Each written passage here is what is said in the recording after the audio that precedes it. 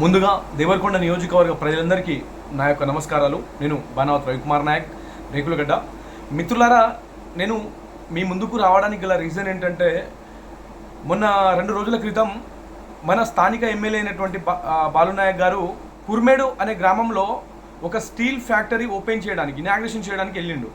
అయితే అక్కడ స్థానిక ప్రజలు ఏం చెప్పారంటే, ఈ స్టీల్ ఫ్యాక్టరీ ఇక్కడ పెట్టడం వల్ల ఇక్కడ ఉన్న ప్రజలు అనారోగ్యానికి గురవుతారు, ఈ స్టీల్ ఫ్యాక్టరీ ఇక్కడ పెట్టొద్దు అని ఇక్కడ ఉన్నటువంటి ప్రజలు బాలునాయక్ గారిని మళ్ళీ ఇనాగ్రేషన్ చేయనీయకుండా, అంటే ఓపెన్ చేయనీయకుండా రిటర్న్ పంపించేసారు.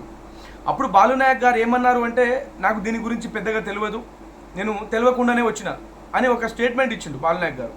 నేను అంటున్నా, స్టీల్ ఫ్యాక్టరీ గురించి వివరాలు తెలియకుండానే బాలునాయక్ గారు ఎమ్మెల్యేగా అయ్యారా?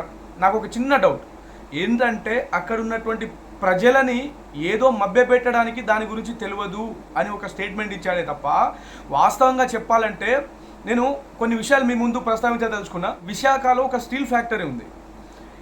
ఆ స్టీల్ ఫ్యాక్టరీ నుంచే వచ్చే ఏదైతే విషవాయువుల వల్ల, వ్యర్థాల వల్ల అక్కడ ఉన్నటువంటి గాలి కాలుషితమై అక్కడ ఉన్నటువంటి ప్రజలు ఎంతోమంది తరచూ అనారోగ్యాలకి గురవుతూ ఉన్నారు. మిత్రులారా, నేను మీకు ఒక చిన్న ఎగ్జాంపుల్ చెప్తా.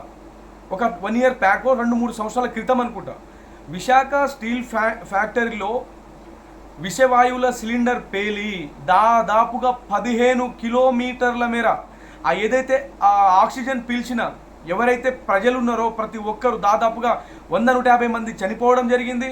అలాగే అంత దూరం ఎక్కడి వరకు అయితే ఆ విషవాయువు విస్తరించిందో అక్కడి వరకు ప్రజలు ఎక్కువ మొత్తంలో పీల్చిన వారు చనిపోతే, తక్కువ మొత్తంలో పీల్చిన వారు అక్కడికక్కడే స్పృహ తప్పి కోల్పోయి కింద పడిపోయారు. రోడ్డు మీద ఎక్కడెక్కడ పిట్టలు రాలిపోయినట్టు రాలిపోయారు.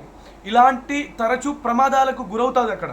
సో మిత్రులారా, నేను మీకు ఏం చెప్తున్నానంటే, దేవరకొండ నియోజకవర్గంలో ఒక స్టీల్ ఫ్యాక్టరీ పెట్టడం మంచిదే, నేను దానికి కాదు అనట్లేను. కానీ అది ప్రజలు నివసించే చోట పెట్టడం కరెక్ట్ కాదు.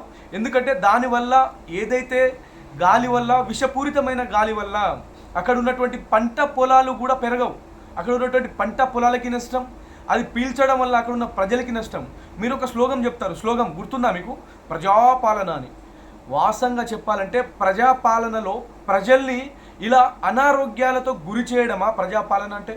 లేకపోతే హైడ్రా పేరు మీద హైదరాబాద్లో నిరుపేద కుటుంబాలకి, అలాగే మధ్యతరగతి కుటుంబాలకి వాళ్ళకి సొంత నివాసం లేకుండా రోడ్డు మీద వదిలిపెట్టడమా ప్రజాపాలన అంటే? అరే, రైతు రుణమాఫీ మాకు పూర్తి స్థాయిలో రుణమాఫీ కాలేదని కొంతమంది 30-40 మంది రైతులు ఇక్కడ ధర్నా చౌక్ దగ్గర వచ్చి ధర్నా చేద్దామని అనుకుంటే వాళ్ళని మధ్యలో ఆపేసి తీసుకెళ్లి పోలీస్ స్టేషన్లకి కూర్చోబెట్టిరు. ఇదా ప్రజాపాలన అంటే? ప్రజాపాలన అంటే ప్రజల్ని మంచి చేసే విధంగా ఉండాలి. నేను బాలునాయక్ గారిని అడుగుతా ఉన్నా, ప్రజాపాలన అంటే ఎట్లుండాలంటే, బీఆర్ఎస్ పార్టీ అధికారంలో ఉన్నప్పుడు సకాలంలో రైతు బంధు సమయం రాకముందే ప్రజల అకౌంట్లో పడిపోయినాయి. రైతులు ఏదైతే విత్తనాల నిమిత్తం లేదా అక్కడ వాళ్ళ పంటలని సాగు చేసే నిమిత్తం ఏదైతే డబ్బులు అవసరం పడతాయో, అవసరం పడకముందే కేసీఆర్ గారు ఉన్నప్పుడు వాళ్ళ అకౌంట్లో డబ్బులు పడాయి. ఇంకొకటి, ఇది ప్రజాపాలన అంటే వివాహమైన ప్రతి స్త్రీకి కళ్యాణ లక్ష్మి సకాలంలో అందినాయి. ఇది ప్రజాపాలన అంటే. ప్రజాపాలన అంటే ఏదైనా ప్రమాదవశాత్తు రైతులు చనిపోతే సకాలంలో దాదాపుగా తక్షణమే వారి అకౌంట్లో 5 లక్షల రూపాయలు రైతు బీమా పేరు మీద కేసీఆర్ గారు ఇచ్చిండు చూడు, అది ప్రజాపాలన అంటే. మీరు ప్రజాపాలన పేరు మీద తుక్లక్ పరిపాలన చేస్తూ ప్రజల్ని దగా చేసి మోసం చేస్తూ ఉన్నారు. బాలునాయక్ గారికి వాస్తవంగా చెప్పాలంటే తెలియదా మీకు ఇది? కుర్మేడులో ఉన్న ప్రజలారా, అలాగే దేవరకొండ నియోజకవర్గంలో ప్రజలారా, నేను ఒక చిన్న డెఫినేషన్ మీకు అడుగుతా. వాస్తవంగా చెప్పాలంటే ఒక గ్రామ పంచాయతీలో సీసీ రోడ్ శాంక్షన్ అయితే ఆ సీసీ రోడ్ తీసుకున్న కాంట్రాక్టర్ ఎవరైతే ఉన్నారో ఆ కాంట్రాక్టర్ ఎవరైతే అక్కడ ఉన్నటువంటి స్థానిక సర్పంచ్లకి, ఉప సర్పంచ్లకి ఎంతో అంత చెల్లించక తప్పదు. ఇది అక్కడ ఉన్న మన దగ్గర ఉన్న రాజకీయ దరిద్రం ఇది. అలాంటిది ఇంత పెద్ద కంపెనీ పెడుతున్నప్పుడు బాలునాయక్ గారికి ఎంతో అంత ముట్టే ఉంటాయి. ఇది గుర్తుపెట్టుకోండి. ఇప్పుడు బాలునాయక్ గారు ఏమని స్టేట్మెంట్ ఇస్తారు అంటే, నాకేం తెలియదు అని మనకు చెప్పి వెళ్ళిపోయిన తర్వాత, ఒకవేళ బాలునాయక్ గారు వాళ్ళ దగ్గర ఎలాంటిది తీసుకొని ఉండకపోతే ఆ పనులు అక్కడి నుంచి ఆగిపోతాయి. ఒకవేళ తీసుకుంటే బాలునాయక్ గారు వారికి ఏం చెప్తారు అంటే, అరే మీరు పనులు స్టార్ట్ చేసుకోండి, నేను వస్తే అక్కడ లొల్లి అవుతుంది, పనులు మీరు స్టార్ట్ చేసుకోండి, ఏదైనా నేను చూసుకుంటా అని వాళ్ళకి ధైర్యం ఇస్తారు మిత్రులారా. కాబట్టి అక్కడ ఉన్నటువంటి ప్రజలకి నేను చెప్పదలుచుకున్నా, అది విషపూరితమైన గాలిని విడుదల చేసి అక్కడ ఉన్నటువంటి ప్రజల అనారోగ్యానికి గురి అవుతారు.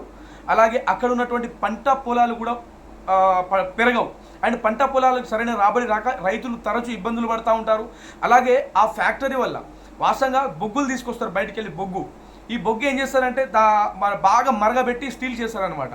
ఆ బొగ్గు ఏదైతే పొడి ఉంటుందో పౌడర్, ఆ పౌడర్ ఎక్కడెక్కడో పడేస్తే ఆ పౌడర్ వల్ల మన పంట పొలాలు ఏ ఒక్కటి కూడా తరచూ తెగులొచ్చి రైతులు కష్టాలు పడతారు. కాబట్టి ఇలాంటి ప్రమాదకరమైన ఫ్యాక్టరీలు ప్రజలు నివసించే చోట పెట్టడానికి ఆస్కారం లేదు. మీరేమైనా పెట్టుకోవాలనుకుంటే ఏదైనా అడవులలో వెళ్ళి పెట్టుకోండి, ప్రజలకు ఒక 10 కిలోమీటర్ల దూరంలో వెళ్ళి పెట్టుకోండి. కానీ ఏదైతే కుర్మేడులో ఈ ఫ్యాక్టరీ పెట్టాలని మీరు అనుకుంటే ఒకసారి మీరు చూడండి మిత్రులారా, కుర్మేడులో ఉన్నటువంటి నా యొక్క బీఆర్ఎస్ పార్టీ కార్యకర్త మహాసోదరులకు నేను అడుగుతున్నా, అక్కడ ఉన్నటువంటి రైతుల పక్షాన నిలబడండి. అవసరమైతే దీనికోసం రోడ్లు ఎక్కండి, కానీ అక్కడ ఫ్యాక్టరీ పెట్టనీయడానికి వీల్లేదు. అవసరమైతే మీ అందరి కోసం నేనైనా జైలుకి పోవడానికి రెడీ ఉన్నా, అవసరమైతే పోతాం, కానీ ఆ ఫ్యాక్టరీ మాత్రం అక్కడ ఓపెన్ చేయడానికి వీల్లేదు. ఎందుకంటే ప్రజల పక్షాన్ని నిలబడండి. అక్కడ ఉన్నటువంటి నాయకులకు కూడా ఎంతో ముట్టి ఉంటాయి. ఏ నాయకుడి మాటలు నమ్మొద్దు. ఇప్పుడు ప్రజలు నివసించని ఏదైతే 10 కిలోమీటర్ల మేర అది చూసుకొని ఫ్యాక్టరీ పెట్టాలి. ప్రజలు ఉండే దగ్గర ఫ్యాక్టరీ పెట్టడం ఏంటండి? ఏంటి ఇది? సో కాబట్టి దయచేసి బీఆర్ఎస్ పార్టీ కార్యకర్త మహాసోదరులకి నేను అడిగేది ఏంటంటే, ఈ విషయం పైన పక్కా మీరందరూ ముందుకెళ్లాల్సిన అవసరం ఉన్నది. అక్కడ ఉన్నటువంటి ప్రజల ఆరోగ్యానికి వాళ్ళు హరించినా పర్లేదు, మీరు కాపాడతారని నేను ఆశిస్తూ సెలవు తీసుకుంటా ఉన్నా. అవసరమైతే ఈ విషయంలో రోడ్డుకి ఎక్కడానికైనా రెడీ. వీలైతే ఇంకా అవసరమైతే ప్రతి ఒక్క యూట్యూబ్ ఛానల్ మిత్రులందరికీ తీసుకెళ్ళి కుర్మేడులో దింపుతా. కుర్మేడులో జరుగుతున్న ఏదైతే విషయం ఉందో అది స్టేట్ లెవెల్లో తీసుకెళ్లే బాధ్యతను నేను తీసుకుంటా. దయచేసి బాలు నాయక్ గారు ఈ విషయాన్ని వెనక్కి తీసుకోవాల్సింది మనస్ఫూర్తిగా కోరుకుంటూ, ఒకవేళ తీసుకోకపోతే బీఆర్ఎస్ పార్టీ కార్యకర్తలారా అందరం తరలి వెళ్ళి అక్కడ ఉన్నటువంటి ప్రజల్ని ఇబ్బంది పడకుండా మనం కాపాడాలని ప్రతి ఒక్కరిని పిలుపునిస్తూ సెలవు తీసుకుంటున్నా. Thank you so much.